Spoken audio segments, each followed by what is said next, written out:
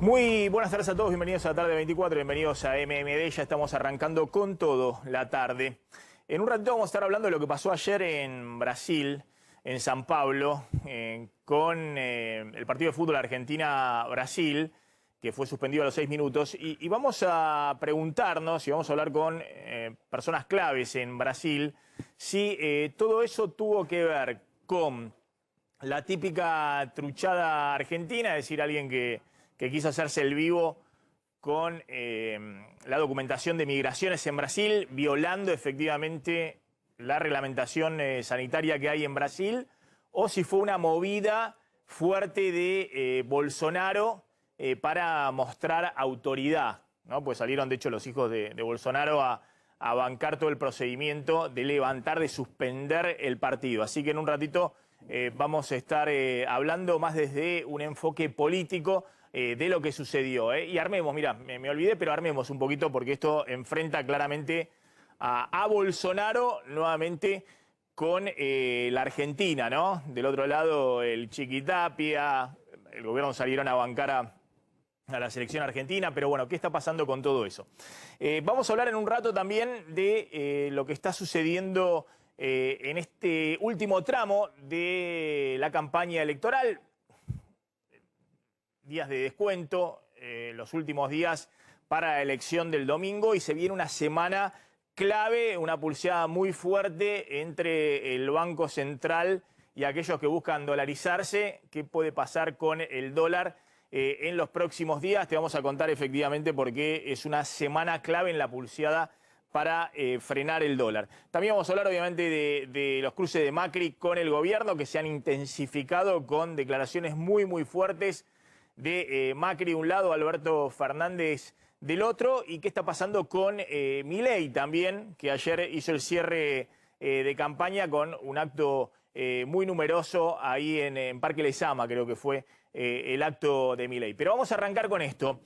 La necesidad del gobierno de cambiar el humor social, una elección con 3 variables claves en el piso histórico. Es el problema que tiene el gobierno y cómo hace. Obviamente ya no tiene tiempo de acá al domingo, pero sí en el gobierno creen que pueden dar vuelta el humor social para revertir esta situación que se va a una elección en el peor escenario económico de la última década hasta noviembre. Rápidamente repasemos lo que venimos contando. El salario real en el menor nivel de la última década. De hecho, fíjense lo que ha pasado con el salario privado registrado, en blanco, de mejor categoría, de mejor calidad, 16% de caída respecto a diciembre del 2006. Es decir, estamos con un salario real, capacidad de compra, mucho más bajo de lo que había en diciembre del 2016. Y de hecho era el final del primer año de Macri, donde se devaluó, donde se disparó la inflación y donde hubo en ese año también una pérdida de poder adquisitivo importante. Salario privado informal, el salario de más de 4 millones de argentinos que trabajan en negro o no registrado, 29% de caída respecto a diciembre del 2016, que insisto, ya era un año duro. Y finalmente salarios públicos, 24% de caída respecto a diciembre del 2016, los salarios públicos, todo en términos de poder adquisitivo. Desde el punto de vista del empleo, es la otra variable clave también. Atención, porque hay 160.000 puestos de trabajo menos asalariados en blanco, lo de mejor calidad respecto a el dato prepandemia. Atención que este último dato es de mayo del 2021, el último dato oficial del CIPA, pero obviamente mejoró en junio y julio fundamentalmente, pero ojo que estamos en un nivel de empleo que es el más bajo del 2012 en el salario privado, en el empleo privado registrado. Respecto a marzo del 2018, es decir, la crisis que le estalla a Macri, estamos con 320.000 puestos de trabajo privados asalariados menos respecto a marzo del 2018. Es decir, una situación también terrible desde el punto de vista del empleo. Y finalmente, cuando estás en una situación muy mala desde el punto de vista del salario real, como estábamos contando, y desde el empleo, lo que decimos 3 variables claves para encarar un escenario internacional, perdón, un escenario electoral, es fundamental el tema del crédito. Anclemos con la carátula inicial. El tema del crédito, ¿qué puede pasar con el crédito? Bueno, y vamos a una economía que tiene el menor crédito de los últimos años para una elección. Fíjense lo que está pasando con las tarjetas de crédito. Están prácticamente hoy en el nivel prepandemia, pero están 15% abajo el consumo con tarjeta de crédito respecto a lo que estaba en marzo de 2018. Y el crédito al consumo está todavía por debajo del nivel prepandemia, es decir, febrero de 2020, y está 43% abajo el crédito para el consumo de lo que era marzo del 2018, cuando le estalla la crisis financiera y la devaluación a Macri. Es decir, volviendo, recapitulando, el gobierno se enfrenta con un escenario electoral con las tres variables claves para el bolsillo. Volvemos a la placa inicial, a la carátula. El salario real en el menor nivel de la última década. El empleo privado en el menor nivel desde el 2012 y sin crédito, a diferencia de otras elecciones donde se ponía crédito por todos lados, crédito barato para estimular el consumo. En este caso estamos con el menor nivel de crédito respecto, ahí le decía, 40% menos respecto a marzo del 2018. En este contexto, que marca un piso histórico del poder de compra, o porque tenés poder de compra porque tu salario le gana a la inflación, es decir, mejora el poder adquisitivo salarial, o porque tenés más empleo, es decir, hay más gente ocupada y eso genera un aumento del poder de compra general. Pero si no tenés ninguna de esas cosas, obviamente podés tener poder de compra a través del crédito, a través de endeudarte para consumir ahora. Bueno, tampoco hay crédito. En ese escenario, atención que el gobierno apuesta, ya no hay mucho margen, y por eso ahora vamos a hablar con dos analistas políticos, no hay mucho margen para cambiar nada de acá obviamente al domingo, pero el gobierno apuesta que a noviembre, y ahora vamos a hablar de qué puede pasar con el dólar hasta noviembre. Obviamente para el gobierno es fundamental ratificar la política del dólar oficial congelado y también de los dólares alternativos anclados, es decir, que no aumente la brecha cambiaria, pero el gobierno apuesta básicamente a cambiar el humor social a través de lo siguiente. Veámoslo rápidamente. De acá a noviembre lo que está apostando es a una mejora salarial, es decir, que a estos meses los salarios le empiecen finalmente a ganar por algún puntito a la inflación. Por eso están la reapertura de todas las paritarias con esta nueva señal de que tienen que cerrarse alrededor del 45%. La desaceleración de la inflación, que se está cumpliendo muy lentamente mientras mantengas el dólar clavado, el dólar oficial congelado. El alivio en ganancias, que ahora vamos a contar, empieza a regir para que no haya más impuestos a las ganancias para los que están renegociando sus paritarias, sobre todo 1.200.000 trabajadores en blanco de mayores salarios. Consumo con ahora 12, ahora vamos a contar algún repunte puntual con el ahora 12, con tasa de interés, a diferencia de otras elecciones que era costo financiero total cero. Y atención, la recuperación económica post-pandemia, que el gobierno quiere que en los próximos meses se profundice en la construcción, que viene con una recuperación importante, sobre todo de la obra pública, pero también de la obra privada, y sobre todo estos sectores que entren a jugar en los próximos 3 meses, septiembre, octubre y noviembre, el mes de la elección general, entren a jugar sectores que están todavía muy deprimidos respecto al nivel prepandemia. El turismo, ahora vamos a contar con el tema de la apertura de las fronteras, que quieren acelerarlas cuanto antes. Esta semana empieza ya la apertura de fronteras. La gastronomía, el entretenimiento, es decir, todas las actividades que estuvieron más de un año cerradas y que todavía están en nivel de empleo y en nivel de actividad muy, muy por debajo, es a lo que apuesta el gobierno para cambiar el humor social, no hasta el domingo, sino después del domingo hasta la elección general del 14 de noviembre. Ya están con nosotros y vamos a analizar un poquito con ellos y ya nos metemos con el tema dólar y la pulseada clave que hay en esta última semana previa a las PASO. Ya están con nosotros Hugo Aime y Luis Tonelli. A ver si podemos dialogar con ellos. Gracias Hugo, gracias Luis por atendernos como siempre.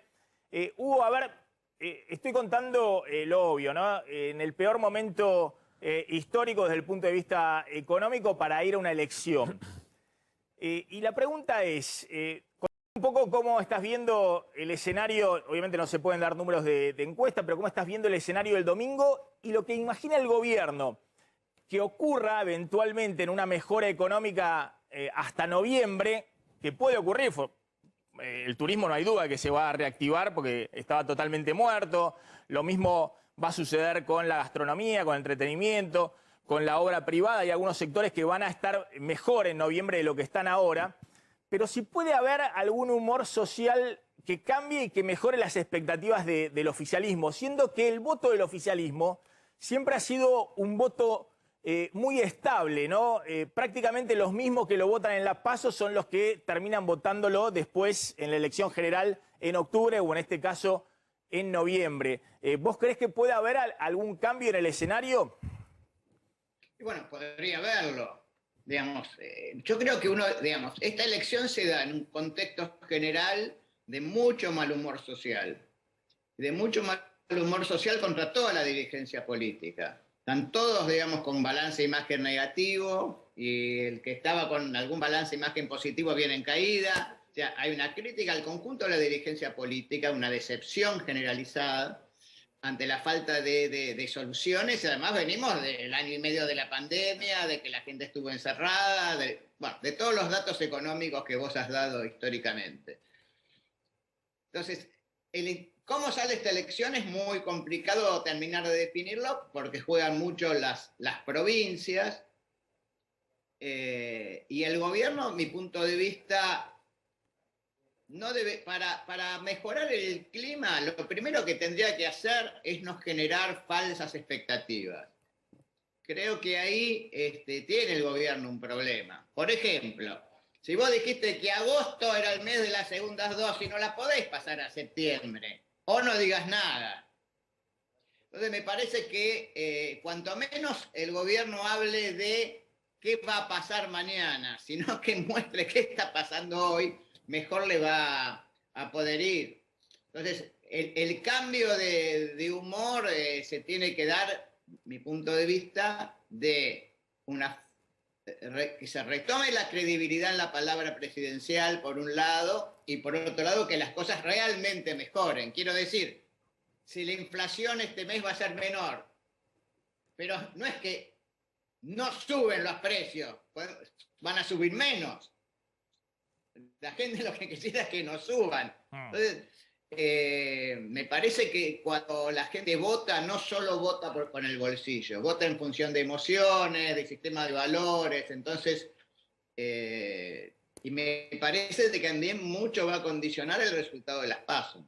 Si es una PASO poco polarizada, o sea, polarizada, pero no a un extremo del 88% como fue la anterior, y hay gente que no vota, y hay voto en blanco, y hay voto hacia terceras fuerzas, y el gobierno no saca un resultado bueno en la PASO, en noviembre se le puede complicar. A ver, retomo con Tonelli este otro tema, ¿no? Porque estaba viendo ahí la carátula que decía el piso histórico de salario real, de empleo y sin crédito. A diferencia de otras elecciones, acá no hay para tirar el crédito para que consuman por lo menos a deuda. Pero ojo, claro, si uno lo mira desde este punto de vista, uno diría, y bueno, el oficialismo se tendría que comer una paliza enorme desde el punto de vista electoral. Pero el planteo del oficialismo, por eso fíjense del otro lado de Cristina y de Alberto, está Macri, que ha sido muy protagónico en los últimos días, y un poquito más atrás quedó escondido Larreta. El planteo del oficialismo es sí, estamos muy mal, miren lo que es el desastre pero no solamente estuvo la pandemia, sino que antes de la pandemia estuvo Macri. Sí, Maxi, la política es fundamentalmente comparativa y casi te diría coyuntural, ¿no? Entonces, aquí digamos, hay una mufa increíble, casi equiparable a la del 2001, digamos, pero tenés una gran excusa, que es la pandemia global, por un lado. Por el otro lado, es una elección que si hay mucha gente que no va a votar, bueno, van a privilegiarse entonces lo que saquen los componentes más duros de ambas fuerzas, ¿no? O sea, los tifosi, los que van a votar. Estas pasos son realmente una incógnita por todo lo que dijo Hugo. Aparte son pasos que se dan en términos de 24 24 elecciones diferentes, ¿no? En cada distrito. Así que va a ser muy difícil en última instancia decir ganó tal o ganó cual. Máxime cuando en las PASO siempre hay, viste, un nivel importante de gente que no va a votar, y en esta se supone que todavía más. El tema es quién no va a votar, cuál componente va a votar. A veces es más en los lugares bien urbanos que la clase media, viste, no vaya a votar, digamos, comparativamente. Acá estamos viendo un fenómeno que se extiende a toda la población. Así que estas PASO va a servirnos para seguir hablando en tu programa, fundamentalmente, porque nos va a dar indicadores a todos, especialmente a los que hablamos de lo que pasa en las elecciones, ¿no?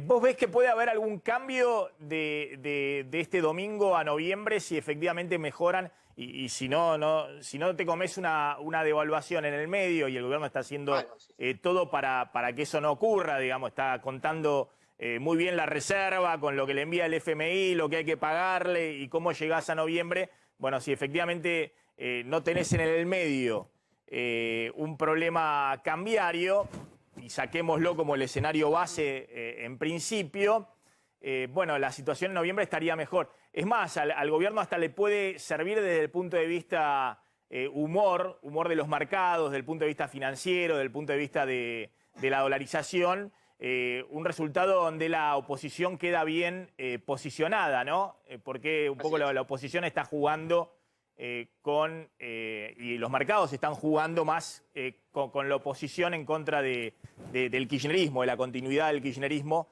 y por eso están viendo clave este tema de esta elección. ¿Vos ves que puede haber, en todo caso, un cambio entre este domingo 12 de septiembre y noviembre?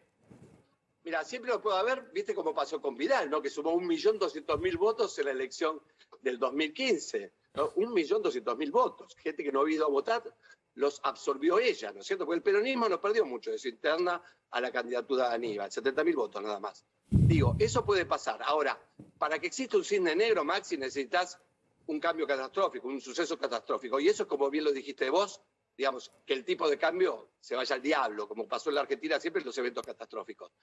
Lo viene manteniendo bien Miguel Pelle. ¿Habrá dólares? Bueno, eso es fundamental para una estabilidad. Ahora, por el otro lado, lo que vamos a hacer, Maxi, ¿qué es en estas PASO? Ver qué sucede en las provincias gobernadas por el oficialismo, digamos, por los oficialismos, y ver qué pasa con ellos en las elecciones. Ese va a ser el gran nivel, digamos, o el gran indicador comparativo. ¿Qué pasa en la provincia de Buenos Aires? ¿Qué le pasa, ¿no es cierto?, al frente de todos? ¿Qué pasa en Ciudad de Buenos Aires? ¿Qué pasa en Córdoba? ¿Qué pasa en Santa Fe? ¿Qué pasa en los distritos grandes? ¿Viste? Si el oficialismo en esa provincia pierde, bueno, esa es una noticia, ¿no? Y de eso vamos a estar hablando. Sumo a esto lo que pasó, Candelaria de la Sota, sumo lo que pasó entre el gobierno y Macri en los últimos días, ¿no? Algunos en Juntos por el Cambio decían, pero como Macri copó el centro del escenario, ¿no era eso lo que quería Cristina? Planteaban.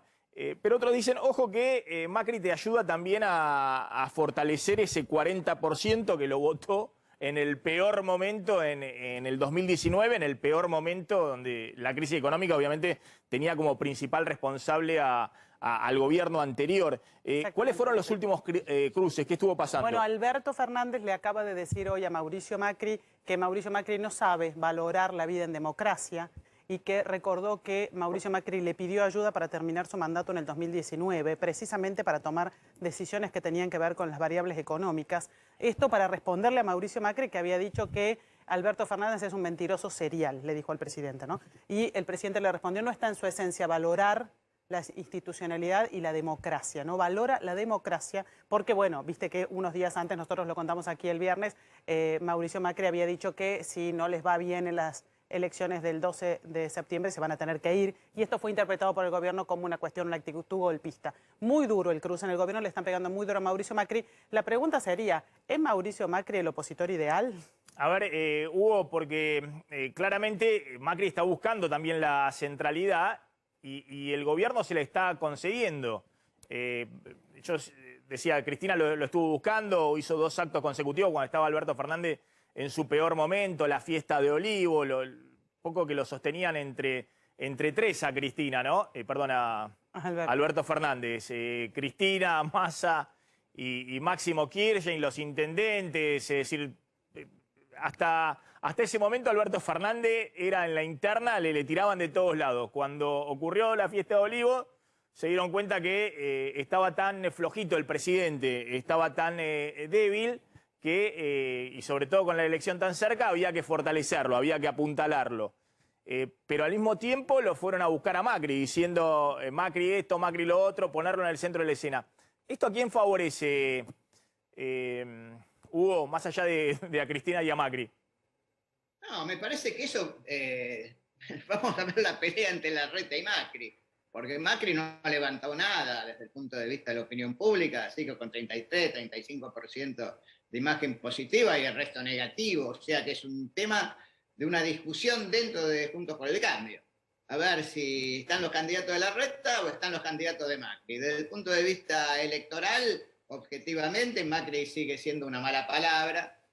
Creo que no, o sea, no le va a dar más votos a Juntos por el Cambio. Creo que lo que le está dando más votos a Juntos por el Cambio es que en casi todas las provincias ha presentado más de un candidato a los distintos cargos. Y esa suma le permite estar por encima de lo que me diría partidariamente Juntos por el Cambio. Pero, por ejemplo, Manes, que ayuda a esa suma, que dice, yo no tengo nada que ver, ni con Macri, ni con Vidal, no tengo nada que ver. Por eso digo, veo ahí más una pelea interna que algo que resuelve el problema de la herencia. Porque en realidad Alberto Fernández, en todo el tiempo, siempre ha dicho, tengo la pandemia como problema y antes tuve Macri. Él no cambió nunca esa línea discursiva, ha sido permanente. Ahora quizás se vea un poco más claro porque está Macri en el escenario y antes no estaba puesto. Pero ahí yo no veo un cambio. Sí, digamos, creo que coincido con Luis, que el gobierno tiene la excusa, obviamente, de la pandemia más Macri. Y entonces sectores que pueden estar dudando de alguno de los tres liderazgos, o de Alberto, o de Massa, o de Cristina, también pueden decir, wow, finalmente, en realidad, lo de Alberto, desde el punto de vista de la gestión, es perdonable por estos dos motivos, ¿no? Cosa que, digamos, que yo había explicado, creo, la vez pasada, que había dos lógicas. La lógica de la gente que apoya al gobierno son los que excusan al gobierno por la situación de la herencia más la pandemia. Totalmente. Bueno, y finalmente, y con esto cerramos un poquito lo que ha pasado este fin de semana, también hizo mucho ruido ayer Milei, una vez más, en la ciudad de Buenos Aires, con el acto en Lezama. Exactamente. En Parque Lezama. Un acto muy grande en Parque Lezama ayer a la tarde, donde además cantó, parecía verdaderamente un rockstar. Es un fenómeno bastante particular, dicen que reunió casi 12.000 personas, no podemos saberlo, pero sí que había una gran cantidad de... Perdón, los organizadores de ellos dijeron 50.000, bueno. Otros dijeron 20.000, había mucha gente, verdaderamente. Había mucha gente, podemos decir que entre 15 y 20.000 suena razonable, habría que sacar los cálculos sobre la superficie del Parque Lezama, pero lo cierto es que Milei instó a luchar contra la casta política. No tiene un discurso como bien de outsider, muy de afuera, de recién llegado a la política. Imagino que los analistas tienen una explicación seguramente más interesante que la que podemos encontrar nosotros, pero ¿cuánto puede prosperar o queda en una elección de medio término un fenómeno así, no?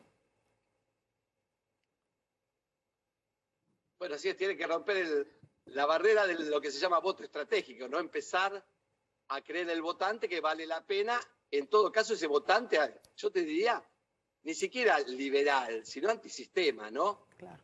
No antisistema democrático, sino antisistema político, antipolítica, diríamos, ¿cierto? El voto chicholina, si querés, y no hay mucho más intelectualidad detrás de esto, ¿no es cierto? Es un voto de protesta que, viste, que a veces puede votar hasta la izquierda, a la ultraizquierda, y a veces puede votar a Milei. Él se caracteriza como eso, no está bien que pueda discutirte, viste, a Hayek o al teorema de Arrow en la tele, pero fundamentalmente es un tipo que putea, que tiene el pelo largo y que ahora canta con los auténticos decadentes o cualquier otro grupo decadente, ¿no?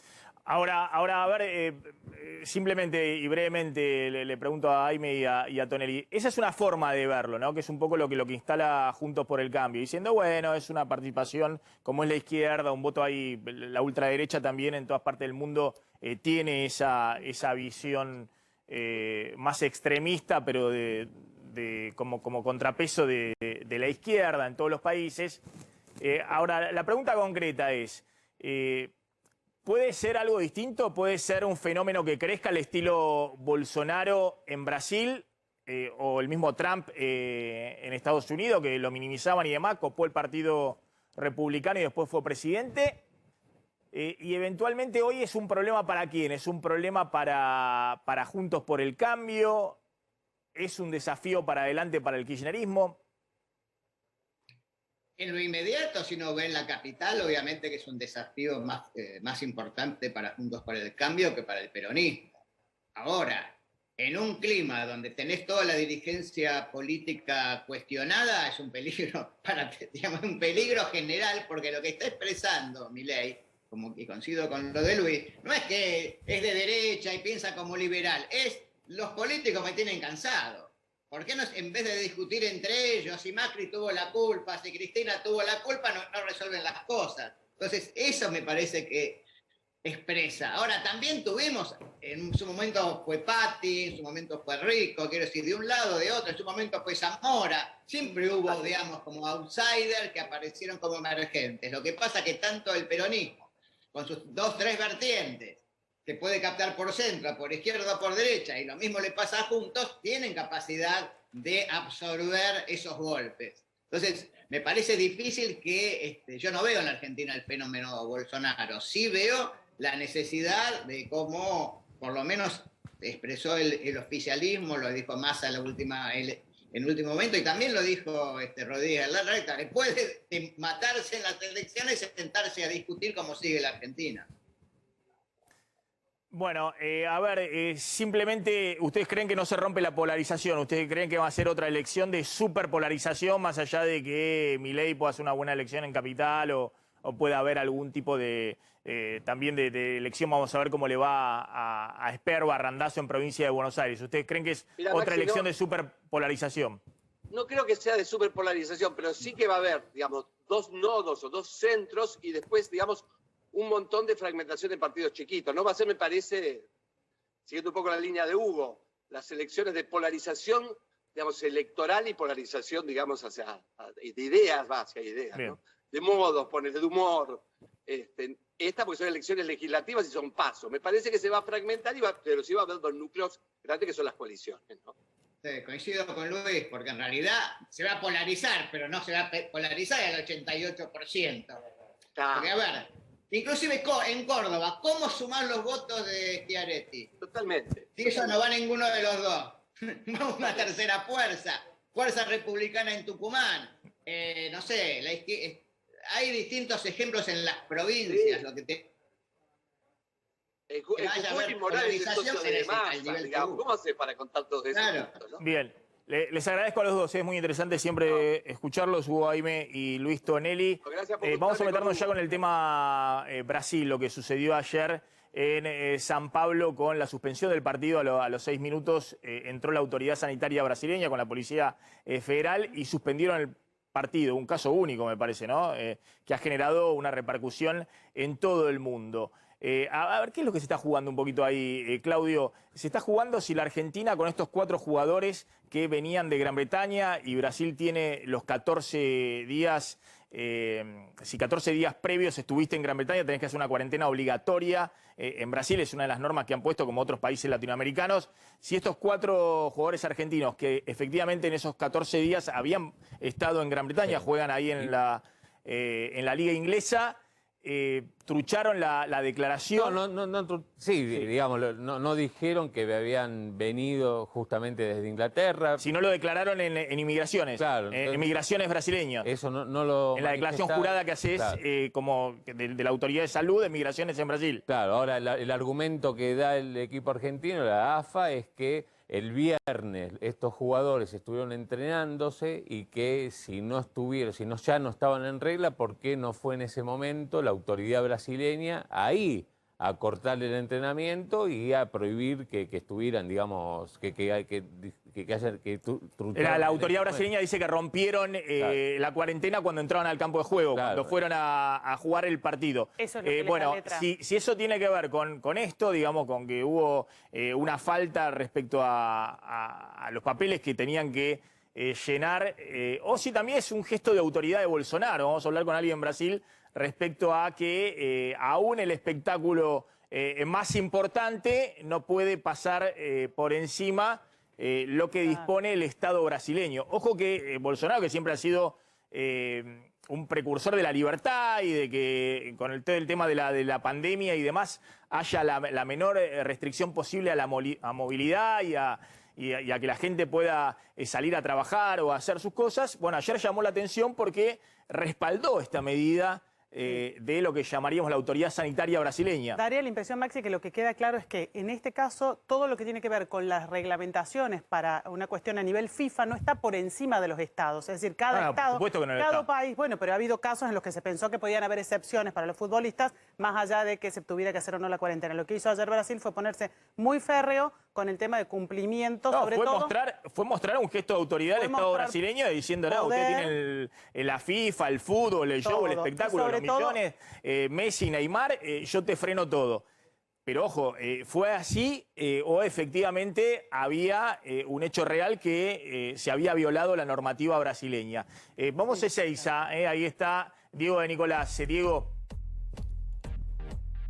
Hola, ¿cómo estás, Maxi? Buenas tardes. Sí, las miradas ahora se han centrado aquí en el predio de la Asociación del Fútbol Argentino en Ezeiza, porque sabido es que el equipo argentino, luego de las horas que pasó tras la suspensión del partido allí en el estadio, fue al aeropuerto, comenzó el viaje. Hoy por la madrugada llegaron aquí al aeropuerto internacional y se trasladaron hasta este predio que tiene la AFA aquí en Ezeiza, que es donde habitualmente, obviamente, la selección mayor y otras de AFA pasan algunos de sus días, sobre todo de concentración, o como se llama ahora en este caso, de burbuja. Hace un rato nada más, poco antes del mediodía, se fue ¿quién? Dibu Martínez, el arquero que, bueno, es uno de los 4 que habían quedado en el centro de las miradas, y se fue porque fue hasta el aeropuerto internacional de Ezeiza y allí abordó un vuelo rumbo a Croacia, donde va a permanecer durante algunos días antes de regresar al Reino Unido y poder entrenar en ese lugar de una manera mucho más tranquila, sin necesidad de hacer cuarentena a su regreso. Así que, bueno, ya con el arquero de la selección en viaje, como lo tenía previsto, no es que esto se haya cambiado porque ocurrió lo que ocurrió ayer en Brasil, sino que, bueno, ya luego de llegar aquí a Ezeiza, partió rumbo a Croacia. Así que expectantes, viendo si hay algún tipo de declaración, visita, llegada, salida, porque obviamente que el tema va a dar para largo. A partir de ahora comienza indudablemente un largo camino para recorrer, a ver qué es lo que va a suceder con los puntos en cuestión luego de este partido. Bien, gracias, Diego. Vamos a hablar con Patricio de la Barra, que es periodista, está en Brasil. Patricio, ¿dónde estás? ¿Dónde estás? ¿En San Pablo? ¿Dónde está? En San Pablo. Estás en San Pablo, digamos. Sí, muy cerca de donde ocurrió todo este bochorno, donde comenzó esta comedia de horrores y de errores.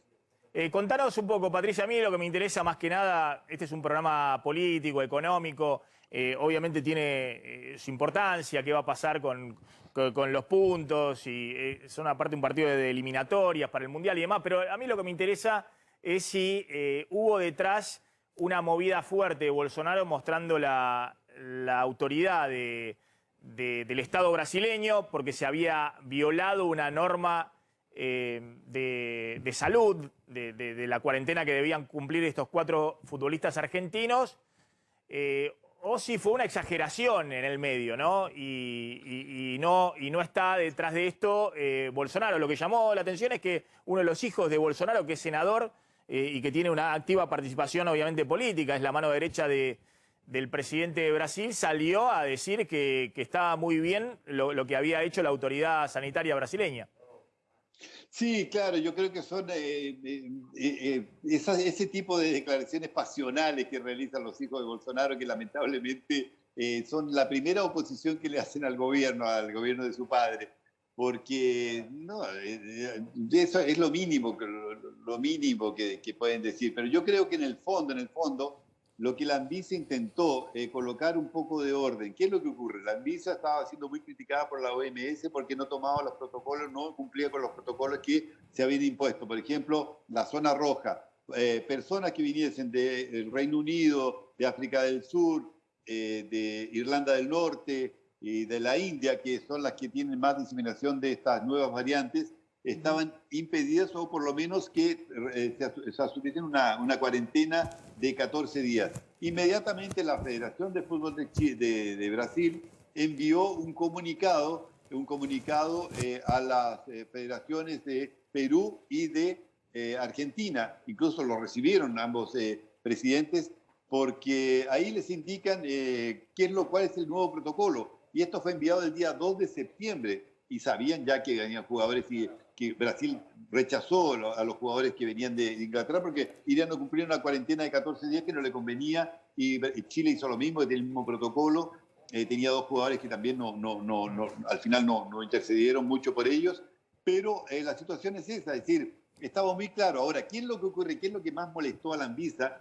Cuando estaban negociando, se pide este pedido de excepcionalidad que se puede hacer, es decir, se puede hacer por deportistas no solamente del fútbol, de otros también que vengan a disputar torneos acá, y ese pedido tiene que ser hecho cuando tú haces la nómina, dices, bueno, este jugador está jugando en Inglaterra, en Irlanda, voy a pedir una excepcionalidad. Ahí la Anvisa se prepara todo un protocolo. ¿Qué es lo que ocurrió con Argentina? 4 de los jugadores, y esto fue dicho textualmente por Alex Machado Campos, mintieron en la elaboración de este documento de ingreso al país. Dijeron que no, cuando se pregunta específicamente ahí en el documento, dice, ustedes estuvieron durante los próximos tantos días en estos países, y los tipos dicen no. Pero perdóname, Patricio, eso ya está confirmado en los medios brasileños. Me imagino que deben haber accedido todos, porque tienen diversas fuentes en la autoridad sanitaria brasileña. Acá no, hasta ahora no se ha conseguido la documentación. No. Pero eso ya lo ha publicado los principales medios brasileños, que la declaración de migraciones, la declaración jurada, estaba falseada. Sí, claro, los propios jugadores incluso reconocieron, los 4 jugadores cuando fueron llamados a declarar antes de embarcarse, reconocieron, y lo que dijeron ellos es que ellos no habían llenado el documento, que ellos apenas lo habían firmado, quien había llenado el documento era otra persona. Ahí comienzan a preguntar, la Anvisa preguntó quién es la persona, cuál es el responsable, y no sabían quién era el responsable o quién era la persona que había tomado estos formularios, se había llenado y le había entregado estos documentos a los jugadores. Eso está investigándose todavía. Ahí aparece el nombre de un exjugador argentino, de Checho, que habría supuestamente, y no estaba ni siquiera aquí. Él no estaba en Argentina, es decir, no estaba ni siquiera acá. Entonces, todo ese tipo de esa comedia, como te decía, esa comedia de horrores y de errores, fue creciendo. Ahí la Anvisa dijo, no, estos jugadores permanecen en el hotel y después va a venir la Policía Federal, los va a tomar y los va a llevar al aeropuerto. Ahí ya se molestaron los jugadores, el grueso de los jugadores, y le dijeron, no, ustedes van con nosotros al estadio. Se fueron al estadio y Lionel Scaloni colocó a los jugadores. ¿Por qué? Porque hasta ese momento no había recibido ninguna información por parte de la Federación Argentina para decir que estos jugadores no pueden actuar. Ahora, Patricio, mirando para adelante, Bolsonaro apoya lo que hizo ayer entonces la autoridad sanitaria. Me imagino, no sé, acá en la Argentina, si el Ministerio de Salud tiene que suspender una Argentina-Brasil cuando ya están los jugadores en la cancha. Había público, ¿no? ¿Había público? No, no había público. No había público. No, y acá sí, había público, 12.500 personas. ¿Cuántas? Claro, muy pocas. 12.500 personas. Bueno, 12.500 personas. Acá llega a ocurrir algo así. Obviamente la única forma, no sé, acá sería la intervención a través de algún juez, algún fiscal, claro. Pero también lo podría hacer de oficio la autoridad sanitaria, pero no me imagino que no haya un llamado al ministro de Seguridad, al jefe de gabinete, al propio presidente de la Nación, informándole que van a suspender un partido que lo está viendo no solamente todo el país, sino lo está viendo todo el mundo. Claro, tú sabes que el ministro de Salud estaba en Roma y el segundo de él, que es un señor de apellido Rodríguez, parabenizó a la Anvisa y se mostró totalmente de acuerdo. Ahora, no hubo ninguna manifestación por parte de Jair Bolsonaro o de alguien próximo a él, fuera, como te digo, esta del hijo que colocó en Twitter. Ni siquiera él publicó en las redes sociales alguna cosa a favor, contra, que estaba de acuerdo o no. No se ha manifestado, hasta el momento no se ha manifestado. Ahora, él está mucho más preocupado, yo creo, con la manifestación que va a haber mañana, que sea a favor y contra Jair Bolsonaro. Pero yo creo que está más preocupado de eso ahora. Quien se manejó mal fue la Confederación Brasileña y la Conmebol, que al final se lavó las manos. Dijo, no, en este asunto yo no tengo nada que ver, y le entregó toda la documentación de este Jesús Valenzuela, que es el árbitro, y la mandó para la FIFA. O sea, no, ni siquiera tomó conocimiento y no quiere entrometerse en este asunto, porque dice que este torneo es organizado por la FIFA y no por la Conmebol. Y ahí que está el asunto que alguien me decía, no, porque hubo un acuerdo entre los 10 presidentes de los países. No existe ningún acuerdo. Las confederaciones se reunieron y dijeron, no, vamos a jugar y vamos a solicitar a nuestras respectivas agencias que permitan esta excepcionalidad y vamos a elevar estos documentos. Ahora, aparece una nueva normativa acá en Brasil, un nuevo protocolo, y eso fue informado el día 2 de septiembre. Sabían todos que venían jugadores que habían estado en Inglaterra porque juegan junto con los jugadores brasileños. Está bien. Y entonces el problema es ese. Ahora la FIFA tiene que determinar, o le da los 3 puntos a Argentina porque hubo invasión. No, está bien, está bien. Eso la verdad, qué sé yo, que lo discutan en los programas deportivos, digamos, ¿no? Si te le dan los puntos a sí, te entendí, Argentina, perfecto. si no le dan y demás. A mí lo que me interesaba saber es, bueno, cómo esto, de alguna manera, si era sostenido o no en Brasil por el propio presidente, si mostraba un gesto de autoridad estatal por encima del show y demás. Vos lo que estás contando, por lo menos, es que cómo cayó esto en los diarios brasileños. Obviamente, los diarios de todo el mundo hablan de escándalo, hablan de es una vergüenza, un papelón para Brasil. Pero sí, también. En Brasil, ¿cómo se vio esto? ¿Es algo que lo muestran como un elogio a la actitud del Estado brasileño suspendiendo el partido porque se había violado, según comentás vos y está publicado en los medios brasileños, la normativa de migraciones y de salud de la pandemia? ¿O lo ven como un escándalo en el cual el Estado brasileño es responsable? No mezclan al Estado brasileño. Lo que sí critican mucho a la Confederación Brasileña de Fútbol, porque realmente ha tenido una serie de dificultades, por ejemplo, en la Copa América, intentaron imponer alguna cosa que fuese más arriba. Pero en estos momentos no se critica al gobierno, porque el gobierno realmente no interfiere. Ahora, se puede criticar a la Anvisa, que es la Agencia de Vigilancia Sanitaria, que está cumpliendo con un protocolo que fue creado por la OMS. El problema, el gobierno, creo que en este episodio bochornoso, no le corresponde, yo creo, ningún tipo de crítica así, pero sí puedes criticar a la Confederación Brasileña y al Ministerio de Salud. Es más, el Ministerio de Salud apoyó la decisión de Anvisa. Hasta ahí se puede llegar, claro, porque intercedió directamente. El ministro está en Roma y desde Roma incluso emitió un comunicado diciendo que apoyaba plenamente la actitud de la Anvisa para evitar que se disemine esta nueva cepa, y colocó algunas cosas. Pero bien, Patricio, gracias. No. Te agradezco, Patricio. La seguimos porque ahora vamos a hablar con otro corresponsal y vamos a completar la información. Muy amable como siempre, Patricio. Vamos a contar lo que está pasando con el dólar en esta última semana previa a la elección, lo que puede pasar de acá rápidamente a noviembre, fundamentalmente, ¿no? El gobierno está jugando todo a la estabilidad del dólar, que no se le dispare ni el dólar oficial ni, obviamente, la brecha cambiaria, los dólares alternativos. ¿Qué está pasando ahora en el mercado cambiario en este primer día de la semana, después de una semana difícil que tuvo la semana pasada el Banco Central vendiendo muchos dólares, justamente para evitar que se dispare el dólar oficial y acelere la inflación y que se disparen los dólares alternativos, la brecha cambiaria? Maxi, estabilidad en el mercado del dólar paralelo, 182 pesos, mismo valor del otro día, del viernes. El contado con liqui, 173. Es un mercado tensionado, bajo tensión. ¿Está interviniendo el Banco Central? Está interviniendo el Banco Central, pero atención, como hoy es un día de feriado en los Estados Unidos, entonces eso, digamos, le quita justamente volumen al mercado del dólar. Pero veremos hacia el final de la tarde a ver si el Banco Central, por venta a importadores, tuvo que justamente volver a vender divisas. Rápidamente, vamos a avanzar y voy a contar lo que está pasando justamente y el dilema que tiene el Banco Central. El Banco Central tiene que intervenir, ahora sí, en el mercado cambiario, sobre todo en el dólar oficial, que no había intervenido hasta ahora. Vamos con la primera placa, ¿sí? Mientras tanto voy contando. Porque efectivamente hay demanda de los importadores y hay muy poquitos dólares que están ingresando de los exportadores. A diferencia de lo que había pasado en los primeros 8 meses del año. Hasta agosto ingresaron una lluvia de dólares enorme de los exportadores, de los agrodólares, y eso le permitió al gobierno no tener acuerdo con el Fondo Monetario, patearlo para después de la elección, y le permitió también mantener, si se quiere, estabilizado el mercado cambiario. De hecho, miren lo que compró el Banco Central. Estas son las compras mensuales del Banco Central. Se compró 6.000 millones de dólares para las reservas, un poco más si tomamos de principio de año, 7.000 millones de dólares para las reservas. Fueron todos meses de compra hasta agosto. Agosto salió empatado el Banco Central. Es decir, que todo lo que compró lo tuvo que vender para evitar que el dólar suba. Estuvo cero compras netas el Banco Central en agosto. Ahora vamos a ver que en las últimas semanas ya empieza a vender el Banco Central.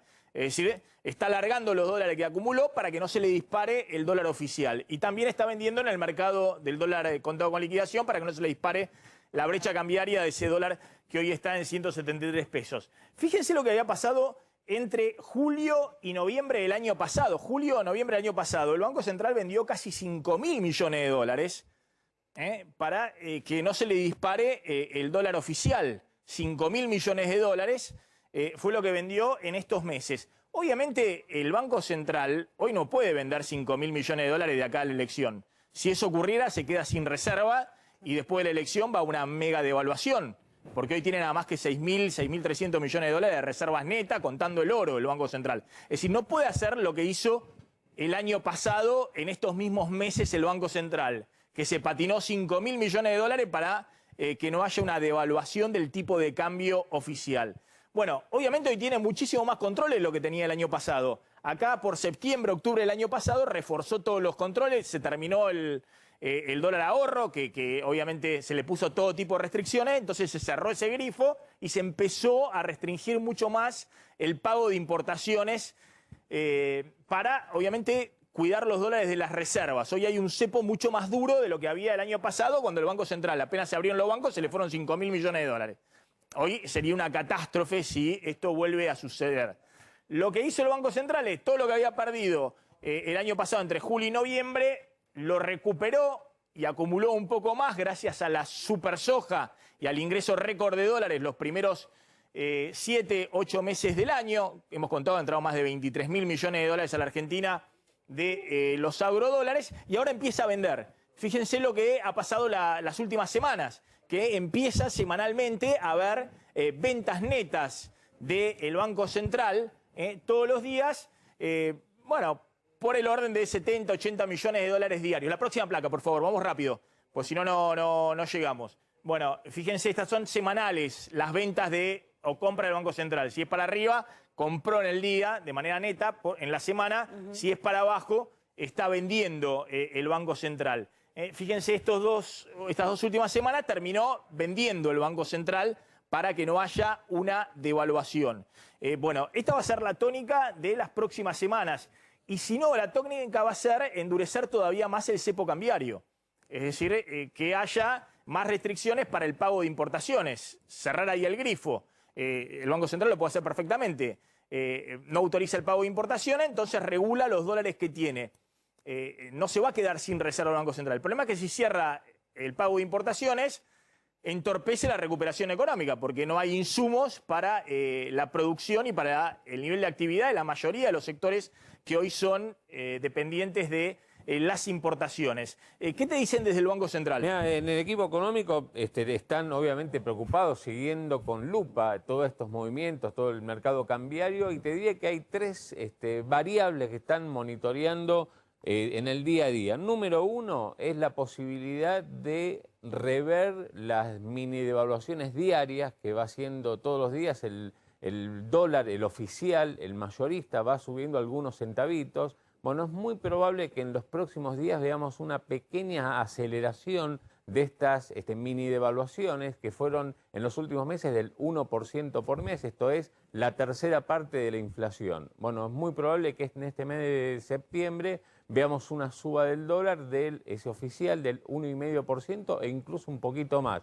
O sea, ya no la tercera parte de la inflación, sino por lo menos la mitad o inclusive un poquito más. Esto para justamente no dejar que se atrase el dólar y perjudicar la posibilidad de que haya liquidaciones, como va a haber menos liquidación de exportadores, digamos, para garantizarse algo. Número dos, están observando, te diría, importación por importación, y no solamente el tema de las importaciones, sino directamente llamando al gobierno desde las oficinas, llaman a exportadores que no hayan cumplido con la liquidación de divisas, que no traigan los dólares. Y número tres, hay una especial atención sobre el dólar ahorro que ha pasado de 30 a 40 millones de dólares por mes el mes pasado a unos 150 millones. No tiene Eso nada lo que van a ver con cerrar, eso lo van a cerrar totalmente. Van a poner más restricciones todavía. Es muy probable. Lo que pasa es que si haya cierran algún cambio. mucho eso golpea sobre el dólar blue, el dólar de 182 pesos. La gente, si no puede comprar los $200, va a ir a comprar a la calle, el dólar blue. Pero eso es lo primero que se cierra. Es decir,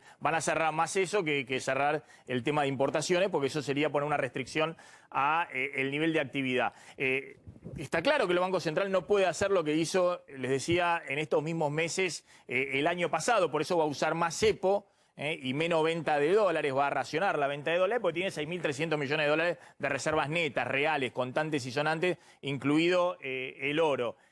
Ojo que en octubre del año pasado se había quedado con 2.200 millones, 2.300 millones y ha recuperado parte de las reservas disponibles a partir de la super soja y el ingreso de dólares de los agroexportadores. Pero ¿qué pasa de acá a noviembre? Después está la otra pulseada, esto lo vamos a seguir. Pero de acá a noviembre hay dos cosas fundamentales a seguir muy de cerca. Uno, los vencimientos de la deuda en pesos que tiene el Tesoro Nacional. Y dos, ¿qué pasa con los depósitos a plazo fijo? Que no se te muevan los depósitos a plazo fijo, porque si llegan a correr los depósitos a plazo fijo al dólar, a los dólares alternativos en blanco o al dólar blue, bueno, ahí tenés un problema enorme, se dispara obviamente todos los dólares. Bueno, rápidamente, vamos rápidamente con lo que quería mostrar en las placas. Esta es la emisión monetaria que hace el Banco Central para financiar al Tesoro. Obviamente esto ha empezado a incrementarse, sobre todo en estos meses. Ya el mes pasado, en agosto, fueron 200.000 millones de pesos, pero viene a un nivel menor que el año pasado. Ahora, este no es el único problema que tiene el gobierno, el problema de emitir pesitos para pagar el déficit fiscal. El Tesoro toma esos pesos que le emitió el Banco Central, paga a los jubilados, paga a los salarios públicos, paga el gasto corriente, la obra pública y demás, y parte de esos pesos que dan vuelta en la economía, aquel que tiene algún tipo de ahorro, de excedente, lo dolariza. Es decir, va al dólar blue o a cualquier dólar.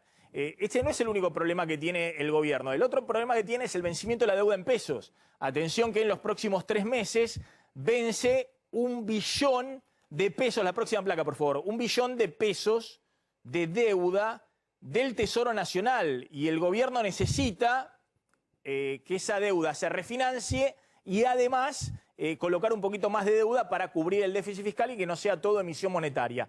Hasta ahora venía con un promedio de refinanciación de la deuda del 119%, es decir, cuando vencían deuda en pesos del Tesoro, el Tesoro lograba colocar nueva deuda y efectivamente colocar un poquito más para financiar el déficit fiscal. El problema en agosto es que no llegó a refinanciar toda la deuda que vencía, entonces lo que no se refinancia, la próxima placa, lo que no se refinancia de deuda en pesos, el Banco Central tiene que emitir pesos, dárselos al Tesoro y el Tesoro tiene que pagar ese vencimiento de deuda.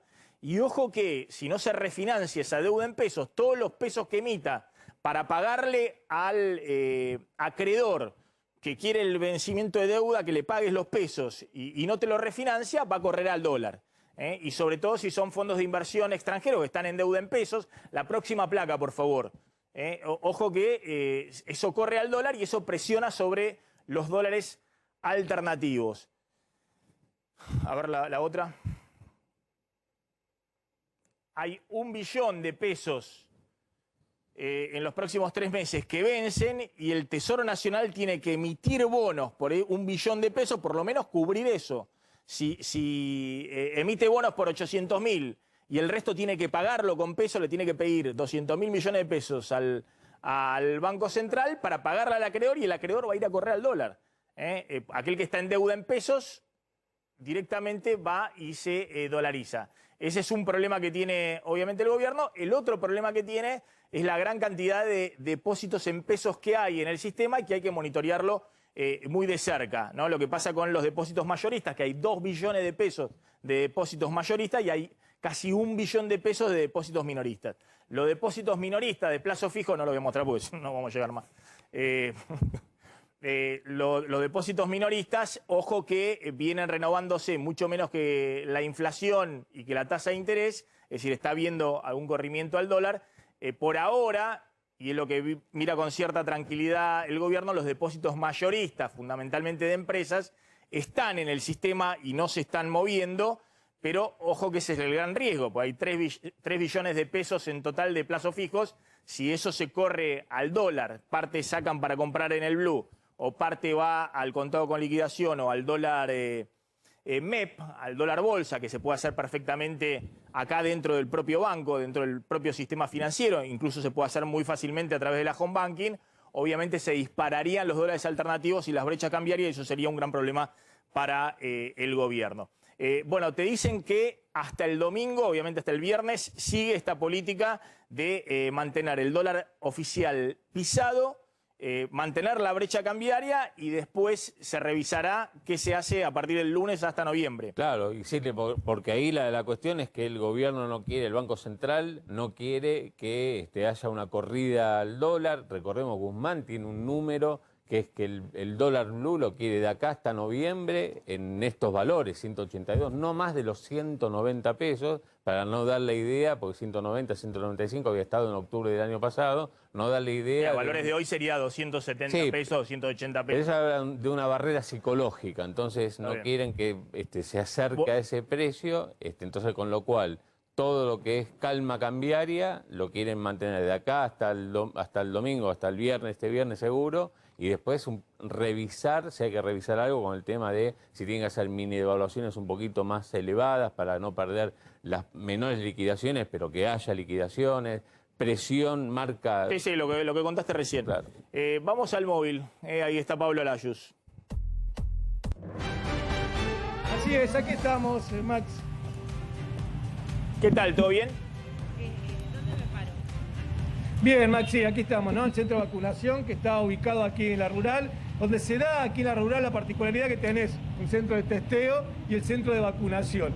Y está funcionando aplicando la segunda dosis de AstraZeneca. Y voy a aprovechar porque acaba de salir y me esperó, ¿no? Adabel Guerrero. Te acaba de dar la segunda de AstraZeneca. La segunda dosis de AstraZeneca, sí. Y bien, de 2 meses y una semana más o menos entre una y la otra. No tuve efectos secundarios, me siento bien. Vamos a ver ahora con esta segunda qué pasa. No tuve nunca el coronavirus. Así que venimos bien, venimos zafando bien. ¿Y cómo fue, digamos, ahora el trámite de venir? ¿Sigue manteniéndose eso, que es rápido?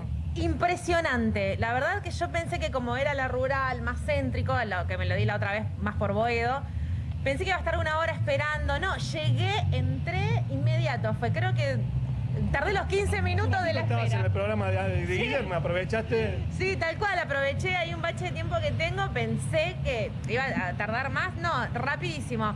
Fueron los 15 minutos de la espera, más 10 minutitos más o menos lo que tardé en darme la vacuna y empadronarme, que ya me la había dado, y la verdad que un lujo, no tengo más que palabras de decir que estuvo genial. Maxi, vos sabés que hubo algunas críticas o quejas de algunos que cuando les llegaba vía mail para sacarse el turno, después les costaba de alguna manera conseguir ese turno. ¿A vos cómo te pasó? Sí, a mí también me pasó. Estuve 2 o 3 días para conseguir una posta que haya turnos disponibles. Estaban todos agotados.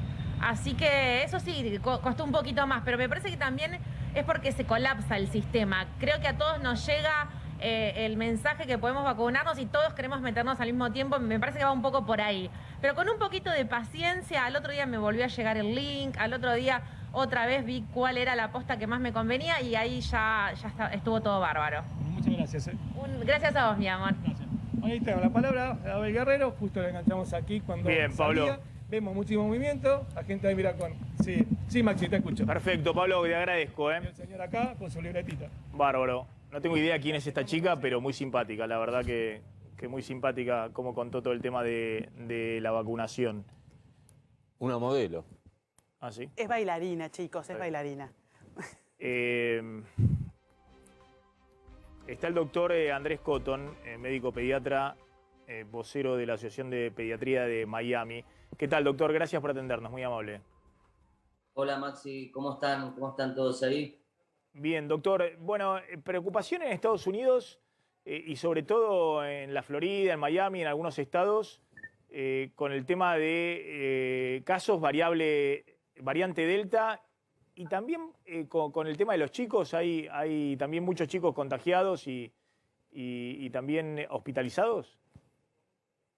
Bueno, el tema de los chicos sí, estuvo muy difícil, te diría la semana pasada, digamos, esta semana estamos un poquito mejor, pero mirá, hay un dato que es muy fuerte que 3 semanas atrás en los Estados Unidos se diagnosticaron casos positivos en niños menores de 18 años, 36.000 en una semana. Y la semana después de esa semana se diagnosticaron 200.000.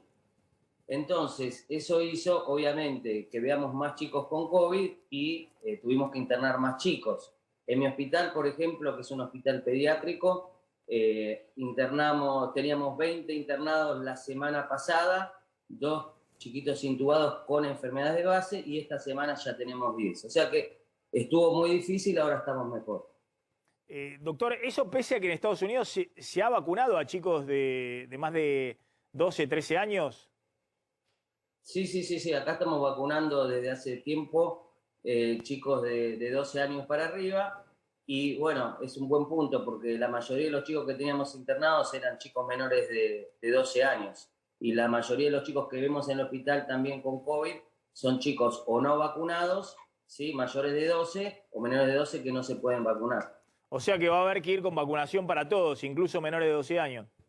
Y bueno, eso es lo que se está planeando. Hay varios estudios clínicos ahora y la idea es que se vacune a partir de los 6 meses de vida.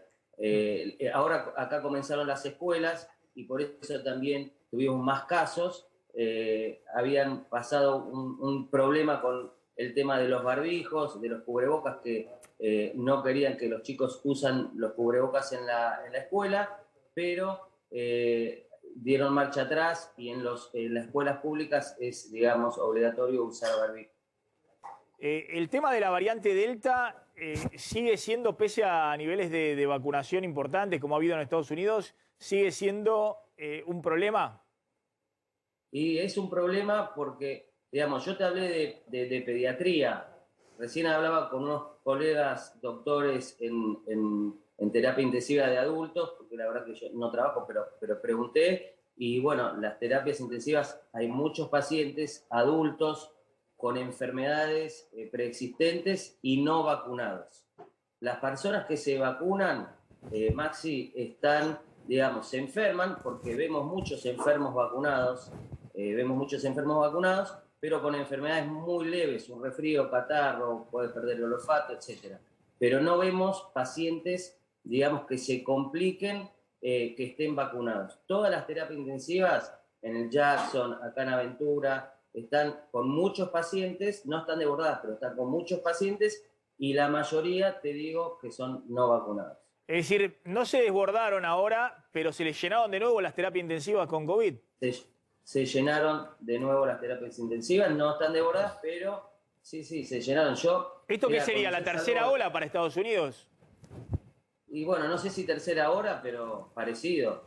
Mirá, nosotros... Perdón. Ahí está. Sí, doctor. Ahí está. Sí. Nosotros, por ejemplo, cuando yo salgo de mi casa y voy a mi consultorio, tenemos 3, 4 centros, carpitas que se abren para testear.